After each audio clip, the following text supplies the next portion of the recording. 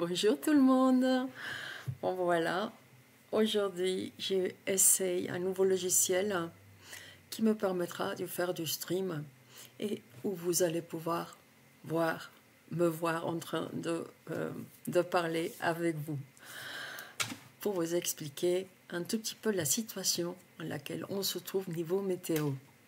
On entend beaucoup parler de coulées, des coulées polaires, des décrochages polaires, des gouttes froides, tout ça, qu'est-ce que c'est? Qu'est-ce que c'est? Donc je vais simplement vous montrer une situation en laquelle on se retrouve aujourd'hui et on se retrouvera durant les 10 prochains jours niveau météo. Et vous expliquer comment ça fonctionne,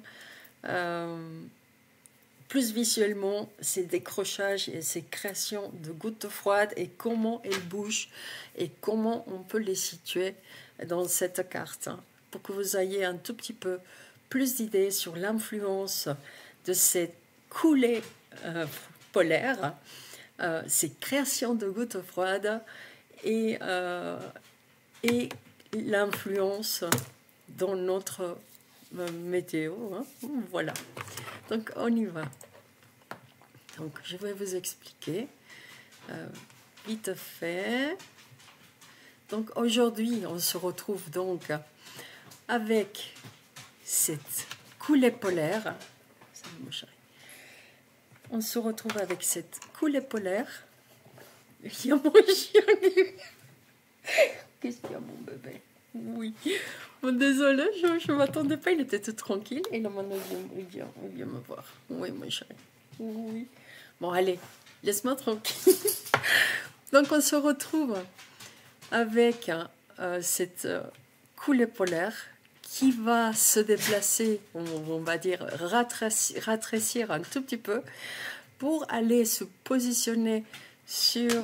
Bon, il est déjà bien positionné, sur la Norvège et on va dire les pays nordiques.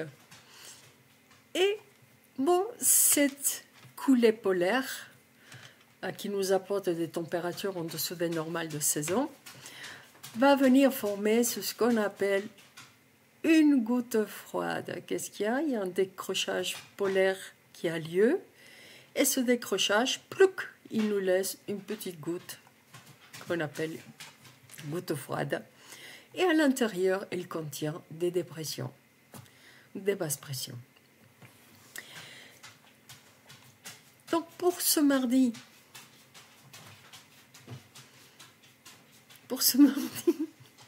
mon chien m'a complètement déconcentré. Donc pour ce mercredi, on a ce décrochage.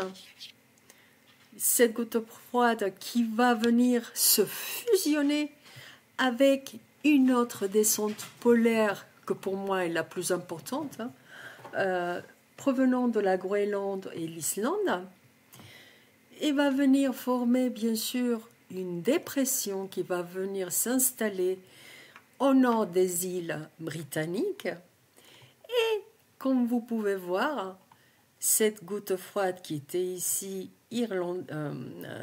norvégienne, cette goutte froide va venir se fusionner avec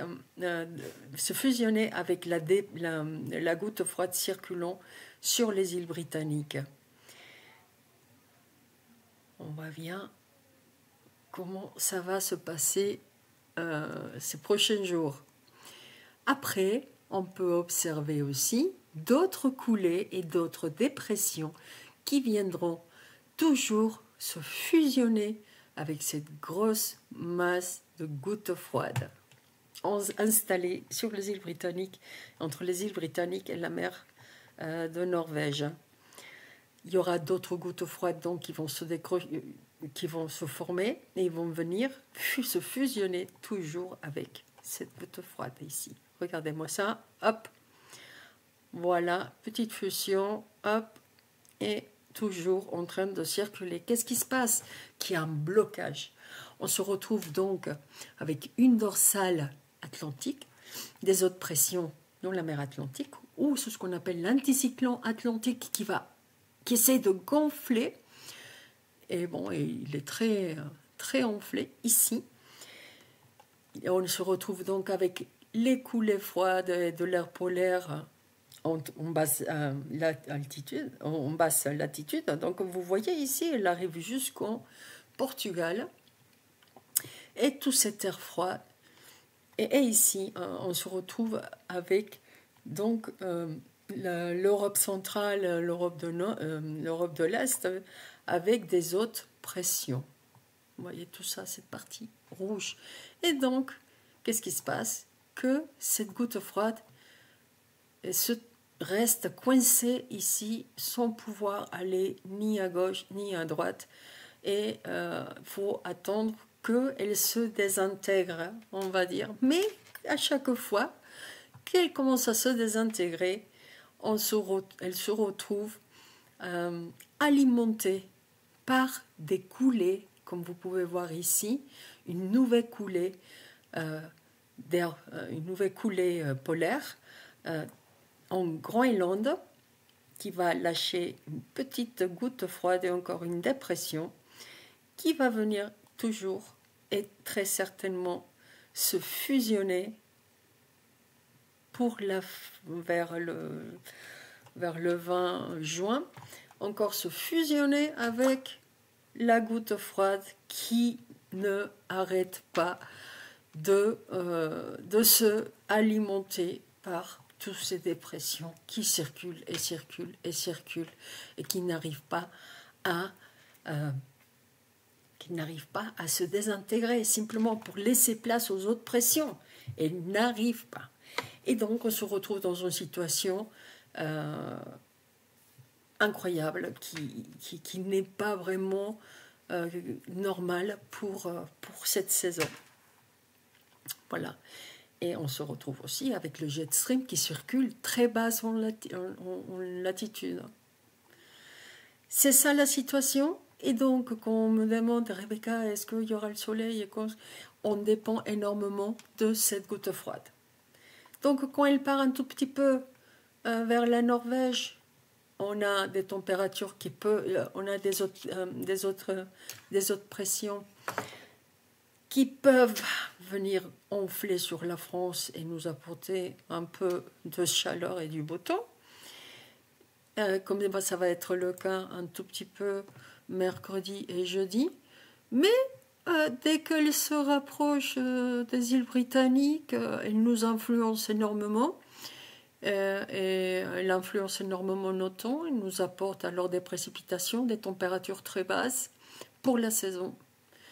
Et là, comme on peut voir, il pourrait y avoir une nouvelle petite dépression qui pourrait venir se former, mais elle est tellement faible qu'elle n'arrivera pas vraiment à advecter de l'air vraiment chaud venant de l'Afrique. Bon, elle n'arrivera pas.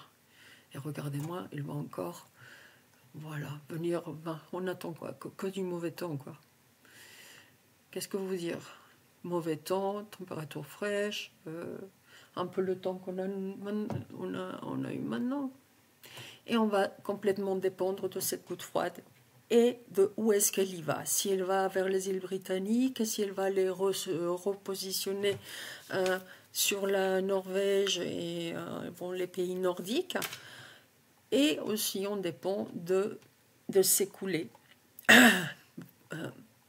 coulées polaires, qui pourraient nous laisser encore des dépressions, des gouttes froides qui viendraient toujours alimenter ce système de gouttes froides gigantesques entre la mer de Norvège et la mer du Nord. Voilà, ça c'est la situation en gros. En gros. Donc moi je ne vois pas vraiment une amélioration du temps à très long terme, hein. Même si ici on peut voir des autres pressions qu'à la fin de la semaine prochaine pourraient remonter. On peut observer aussi qu'il y a toujours cette alimentation, hein, et dès qu'une petite coulée froide décidera de descendre plus en altitude, rappelez-vous que l'air froid est beaucoup plus lourd que l'air chaud. Et donc, tant que c'est comme ça, quoi vous dire, hein, je ne vois pas vraiment une amélioration à très long, à très court terme. Ou à court terme, hein, même. Je ne sais pas comment on va finir. Comment on va finir le mois de. Comment on va commencer le mois de juillet. On espère que les autres pressions, on voit ici très bien les autres pressions sur les Açores, il faudrait vraiment qu'elles arrivent à se positionner sur l'Europe comme il faut. Comme il faut. Et ça n'arrive pas. Ça n'arrive pas pour le moment. Donc il va falloir faire avec. Il va falloir qu'on prenne l'habitude de ce ton-là. Sortir à chaque fois avec le parapluie.